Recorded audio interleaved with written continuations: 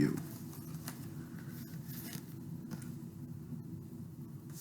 I wanted to test run this before tomorrow because proper planning defeats poor performance. And also just so I have some idea of the quality that I'm going to present with the idea that I have and the time constraint that I have. It's not that much to read, but it is a great deal. And I guess it helps too with editing, I imagine, I guess. So, I'm reading For the Crown of Nadia by me. And if things go well with this, I will also be reading Best Friends by me. God's favorite author, Daryl Omar Shabazz. Totally babyface, not a heel. What's up? We're supposed to be in love. From the perspective of Morgan Ellis. Get used to that a lot, because I don't know what's up with my voice, but it like glitches sometimes, so whatever, you gotta deal with it. I saw the darkest side of my soul. It isn't that I never hit or laid my hands on Natalie or any woman for that instance. I'd even killed women in combat. I've committed many horrific crimes against women and humanity. It's never been because they're women. Gender doesn't mean anything to me. But I suppose what people find most horrific. A lack of emotion, a knack for violence didn't make me a good mate. Women fell in love, but I don't quite understand what love is. I value respect. I only value respect. Since I was a child, I never allowed a man to disrespect me in brief. Women raised a gray area in my life. I don't remember my mother. Women drive me to a point of irrationality and insanity, then blame me for outrage they incite. They'll lie to your face, say whatever comes to mind, or will argue to oblivion without any evidence, just their blind emotionality and anecdotes. I warned every woman I've been with not to bring me to those deep waters of torrential feelings. I had so much I kept inside my entire persona. Has become a dam against my extreme feelings. Only get along with those who listen as far and in between those are. Then there are those who won't stop until they get a rise out of you. Whatever emotion it was, they needed to see the depth of it. You had to cry, you had to scream, and you had to die laughing. They didn't want emotion or a relationship, they wanted a show. I know why Natalie hates me. It doesn't take a rocket scientist. Her lust for revenge against Haley and against me for every minor infraction against their ego was my creation. A sick part of my psyche welcomes conflict to break the social contract and break out into a fist fight till your knuckles bleed. Natalie only cares about her perspective. It's never worth a real conversation. There is no world outside of hers. We manifest our reality ourselves. I've done my best to convert my darkness to good use. Natalie will demand, bark, scream, or cry out as if her soul was attempting to escape her flesh. We struggled with conversations over God. She worshipped money and herself.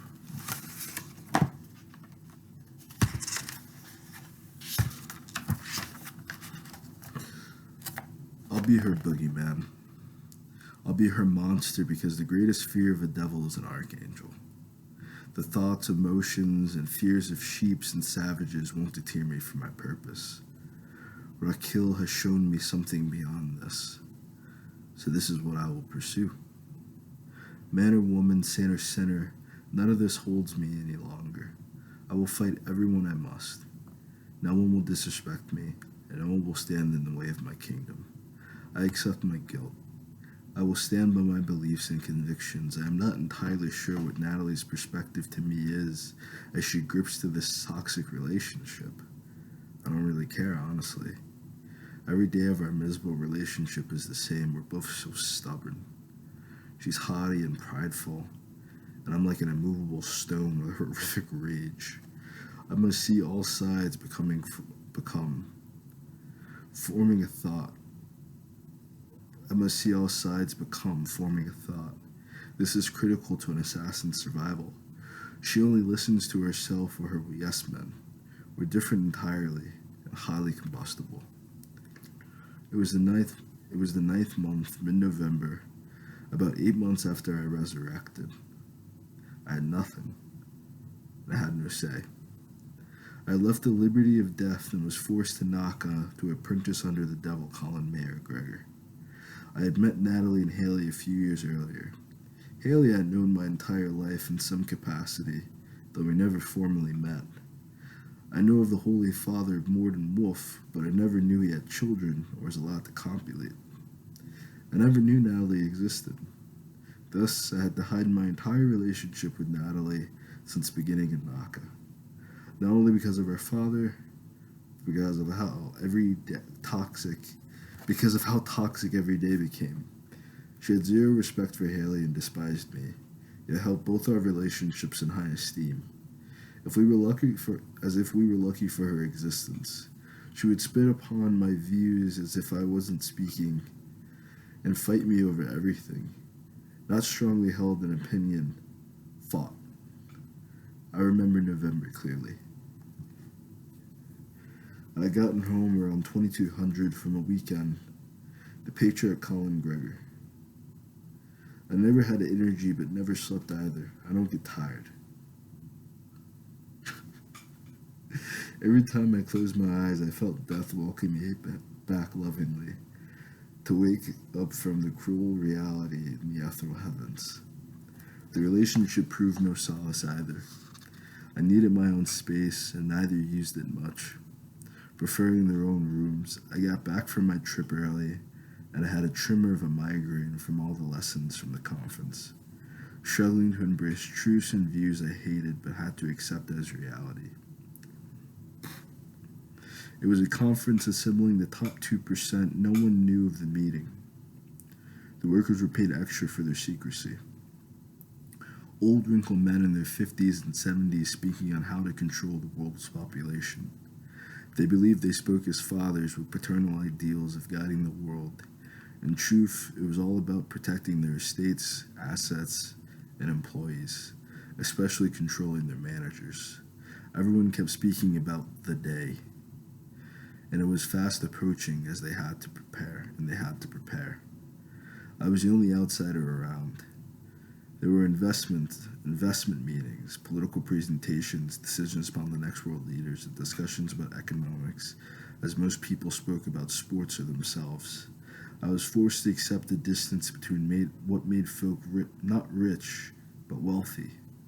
Most would never be able to reach over the wall, nor would these men allow them to come close to exceeding their expectations, which were so dismally low. These men had 70% of the world's wealth.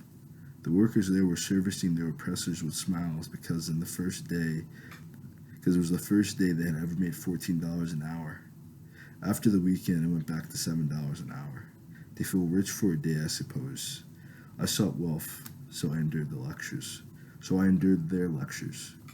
I hated life itself when I walked into the door, feeling as if I had to make a drastic decision between good and evil I was too young to understand. I don't want wealth nor world domination like these men. Or is that how the lust for power begins? I didn't want to talk or to see anyone. I took a shower, then sat on the balcony, still soaking wet, drenching my sweatpants and t-shirts.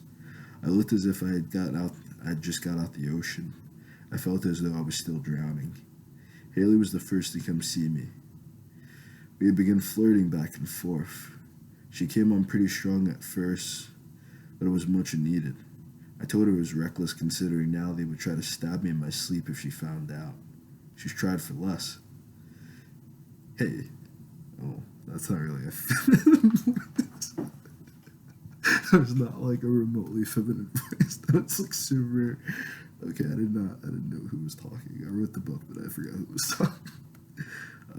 I haven't decided whether or not I'm gonna do voices for this. So I'm just gonna read it. Okay, so this is a woman speaking, but I'm a dude, so don't get too caught up on that.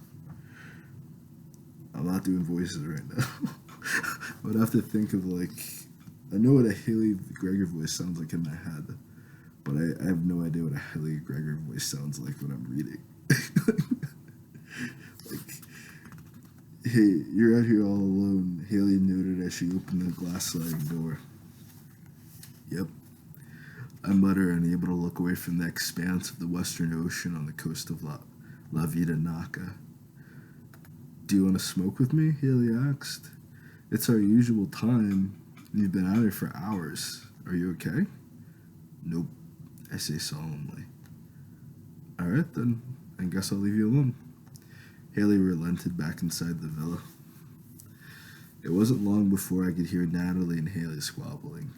I couldn't make out their words, nor did I try to, my full attention upon coping with all I heard over the weekend. My blood boiled. I feel like a powerless child. I wanted to stop their plan, but there was no answer to it. Their logic wasn't only flawless, they only functioned with rationality, unable to even perceive emotions around them, as if they had no emotions themselves outside of vice. It was the normal people living in irrationality, unable to separate their perspective from the imminent domain pushing them out their homes into shanty towns, or raising housing prices until the whole building or neighborhood was purchased. They complained, endless, but had no idea it was all planned.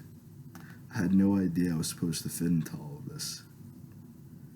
The only reason I was invited was as Colin's ward, and being a young multimillionaire, I raised a fascination for them.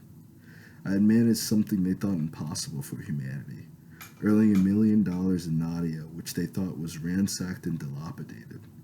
I don't know why those men were so willing to share their perspective and wisdom to me personally, pulling me aside to espouse their knowledge and theories. I had an endless amount of questions without the words to ask them. I began to understand the grand intellect it took to ask quality questions. I needed clarity on only one I would ask both Ray and Colin. Why does the world operate as it does? And when did this grand system of grand disparity begin? Excuse me, Captain Pompous. You just waltz in the apartment without saying hi to anyone? You don't see me standing here trying to talk to you for the past 5 minutes? Natalie's tanned olive skin had goosebumps from the cool winter air coming in, dressed in boy shorts and a halter top. You can either talk to me or pack your shit. I'm not playing the quiet game all night with you again. Natalie was the queen of veiled threats and empty gestures. She wasn't used to people calling her bluff or standing alone. When our stubbornness met, it was a head-on collision. It began to set a precedent for how extreme the fights got. Saying and doing whatever to get the other person to back down was purposeless, when both people were unrelenting forces. I was seeking solitude, and she was a combustible force, seeking my attention by any means necessary. Guy at a Morgan, you selfish prick. You better get some sense and speak to me. Natalie began flicking my ear. I turned to look at her, brought back from my thoughts and vibration, beginning to lose the questions in my head. I closed my eyes and began rubbing the bridge of my nose, wondering what I would have done if this was a grown man heckling me. I would have probably grabbed him by the throat and tossed him off the balcony. Hoping for his own sake he made it to the pool below. I felt an even more desperate need for silence and solitude. Packing up didn't sound too bad. Right now I want to leave Naka for good. I stood up trying to maneuver past her, but she thought it was cute standing in the way. I was too angry to enjoy her beauty. My eyes were beginning to turn, my energy began to flare. I had a legendarily explosive temper, acting out quickly and harshly. Please move before things get ugly, Natalie. I'm not in the mood. I'm just gonna pack up and leave since that's all you tell me anymore. I wasn't polite beyond the courtesy. I don't want you to leave. I want you to listen to me, Morgan. Especially if your selfish ass is going to ignore me. You could talk to Haley and spend with all those people over the weekend, but you don't have time for your own girlfriend? Fine then, you don't like me, it's obvious, so leave. Natalie began seething with anger. I didn't see with anger.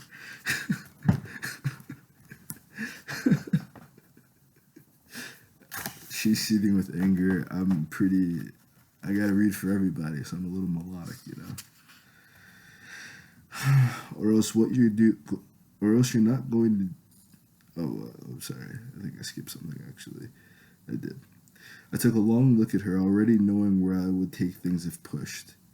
You don't know what you're talking about at all, Natalie. I do love you. Tread carefully. Stop saying things you regret and don't mean. Or else what? You're not gonna do shit, you coward, she shouted in my face. It struck a nerve vibrating through my very being. I had 2 days around the root of all evil and chaos in the world. Organized evil and chaos, veiled by wealth and group.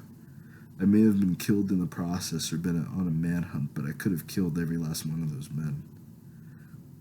Was that not what I saw as a resolution to all this madness?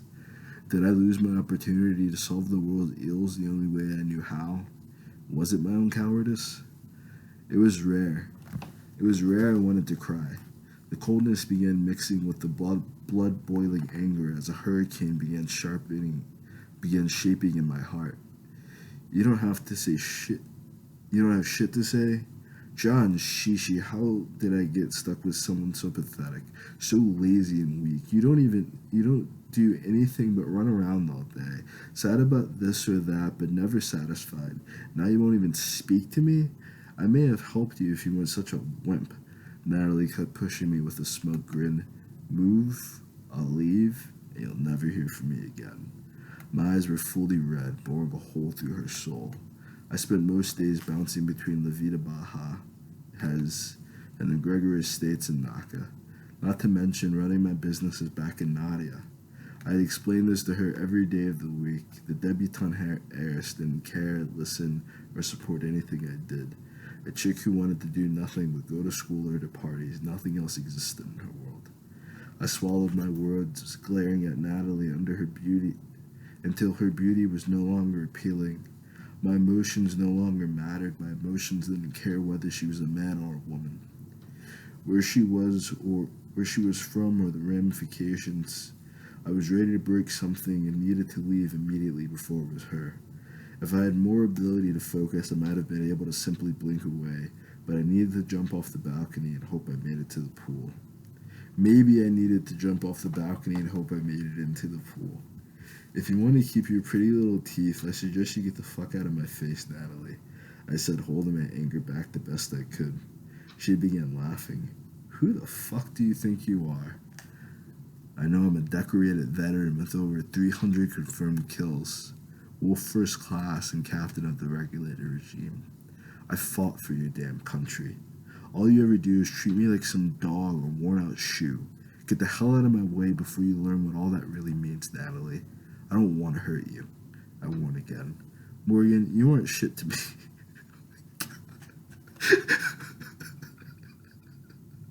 Holy shit, she's so mean. Sorry, I'm like totally polluting your mindset and your ideas. Let me just read. Holy shit. Holy shit. She didn't give a fuck about anything he just said. She did not care. Oh my gosh.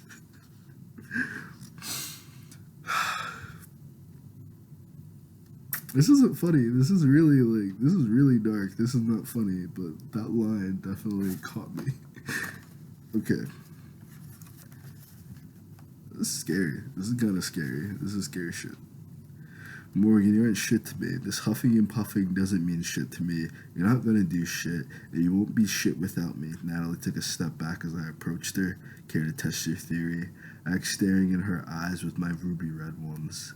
Natalie cowered down, wanting to speak but was too afraid, with me directly in her face.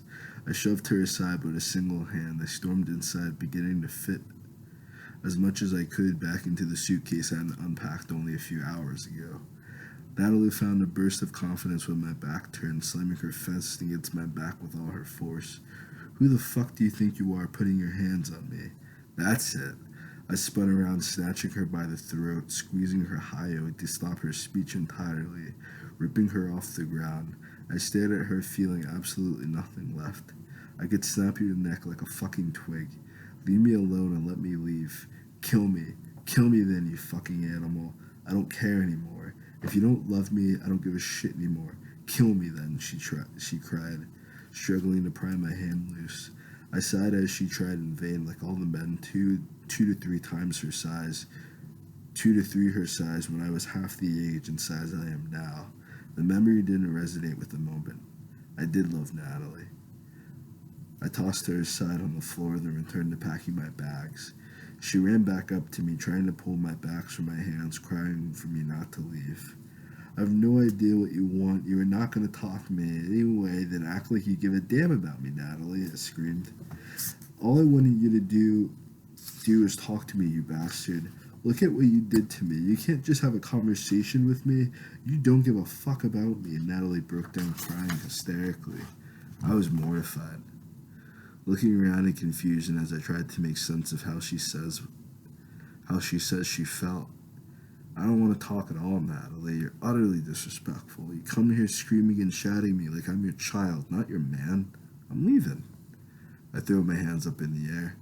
You are not. I forbid it. I'm showing you the same respect you show me. You are not fucking leaving me, Morgan. Natalie. Oh, man. Totally got that one off cue. Natalie rumbled in a demonically deep voice akin to she sees itself. I'll try that one more time. I'll try this one more time. You're not leaving me. I forbid it. I'm showing you the same respect you showed me. You are not fucking leaving me, Morgan. Natalie rumbled in a demonically deep voice akin to when she sees itself. Okay, I didn't quite get it. This is why I'm not doing voices. I already said I wasn't doing voices. So you got one voice. That's the only voice you get. You know, this is why I'm not doing voices. I'm not doing it. I stood there astonished to try to figure this girl out. I felt she only wanted to keep me around to be the one to leave before I left her. She wanted me to be her minuscule perspective of me, a man she barely knew at all these years, to be wholly dependent and lost without her. But I was everything before I had even met her. Things between us had completely eroded. Everything I confided in her she used to rip me apart on a daily basis, digging deep into my insecurities and sheltered thoughts. She didn't care or know what she was unlocking. She acted as if seeing me in a blind rage was all she needed to get through her night. She used my own mind and emotions as weapons against me on a daily basis, yet she managed to become the victim. I don't need victimhood, I needed solitude.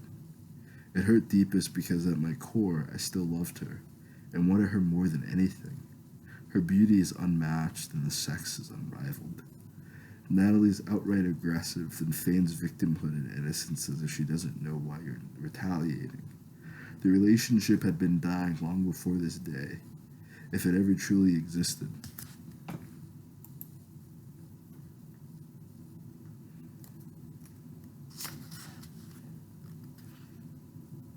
Before the exchange of fluids, I lost my thought. Natalie's outright aggressive, then feigns victimhood and innocence as if she doesn't know why you're retaliating. The relationship had been dying long before this day, if it ever truly existed before the exchange of fluids. I worried too much for someone who would easily turn against me at any minor infraction. So much left unhealed and unsaid. I learned to leave when someone doesn't want the best for me, only herself. Our relationship was always like this. It took today to fully understand, to truly see how tumultuous it became. The same dance of hatred, anger, and disrespect. We used to have sex to make up rough debauch inside every hole she possessed. After long, there was no sex. We weren't even sleeping together unless exhausted from fighting. I would even speak to Natalie or avoid going home to live it all together. After we fought, I took another shower. Natalie locked herself in her bedroom. It became my practice to take a shower or bath whenever I was stressed. The steaming waters became my only true friend in the house with my motives or agendas. My worries, my fears, and my doubts being washed down the drain, leaving me clean. I lathered up a few times too many, trying to wash away the night, trying to wash away my childhood. I was trying to cleanse myself of forbidden knowledge and demons of rage controlling my mind, trying to rid myself of the conclusions others have reached of humanity and existence. I wanted to be washed clean as a baby, to be completely free of my life, my consciousness, and my path yet. When I stepped out the shower, those crimson red eyes stared back at me through the fog of the mirror, reminding me of everything I and my people had been through. Colin noted the darkness presiding over me as if his own darkness recognized my corrupted spirit. He lied to me and said the darkness was my power. The darkness only made me feel weak. Even the night sky has the moon for light, does it not? He and Natalie wanted my soul to be in their hands, for me to be consumed, for me to consumed in darkness and misery. I deserve far more than Knockins will ever consider offering me. A Knockin only cares about what you can offer or do for them, even their own children. One evil resolved into the next. All sins bind and hold to our soul self. I knew this because the virtues I learned in Nadia taught me. Dying in Nadia made me come back feeling pure and free.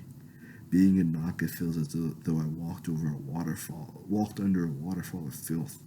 I have no interest in losing my soul. I withdrew from the world, unable to trust because no one understood. Here I am, a man living their dreams, attempting to tell them their life is for null and the path is narrow. Yet these people struggle in misery, believe they do more. They build icebergs to sink ships of those growing tremendously. I sold my ship and invested in my own island. I'm counting down the days until I would never have to deal with this continent again. I had enough to retire early and live a simple life free from everyone, or spend a few more decades building. My soul didn't need materials or consumption. My soul needed healing, understanding, and growth. My meditations reminded me I cannot heal in the very system that attempted to break me. Soon I would be free. No more military life, no more money haunting me, and no more women draining me of my life force. Free of people, judgment, hatred, and distractions.